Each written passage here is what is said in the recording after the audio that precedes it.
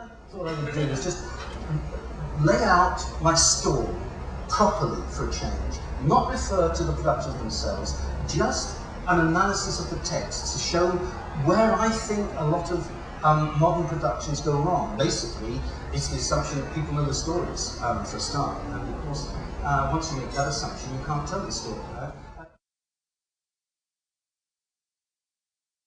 The production of Peer Gynt last night, Peter Zadek, who's an old friend over at the Lyceum, and it's a Norwegian play performed in German, but with translation in English on the top. But if you didn't know, if you couldn't read that English translation, you wouldn't have known what on earth was going on in that production, because it was so all over the place, and lack of attention to the narrative of the piece. And it's the narrative for me that is all important. Anything that illuminates that narrative is fair game.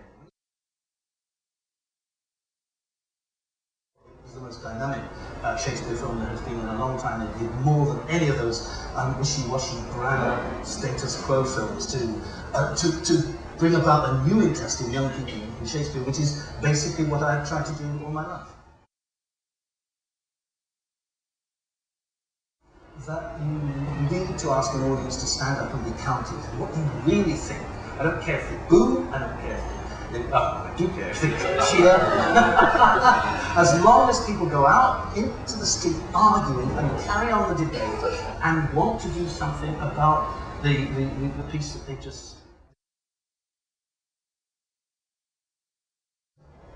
I've been to see an all-female Taming of the Shrew at the Globe, the Gentleman Tier playing Trooper, and it was a sort of really chauvinist, post-Burton Taylor romp, except it was all female. I thought, if you've done this production as with a male-female cast, you'd have been booed off the stage, and I thought that the critics were being patronising in saying that it was as good as it was.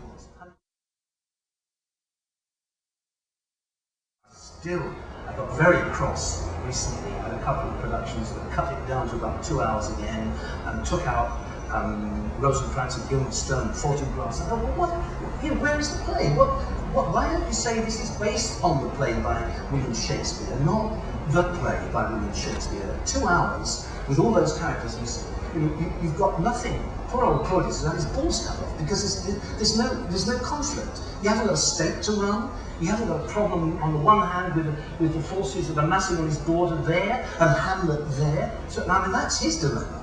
And Claudius's dilemma is equally as important as Hamlet's if the play is to work. That's the legacy of the Olivier film. So I got cross about that.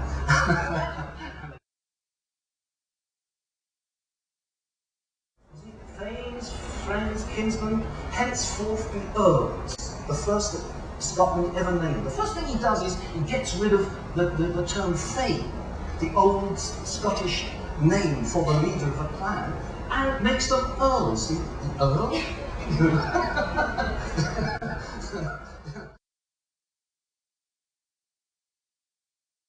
Your staff remains unbreakable for many years yet. I must be looking forward to the Merry Wives of Windsor, Texas, who comes to London.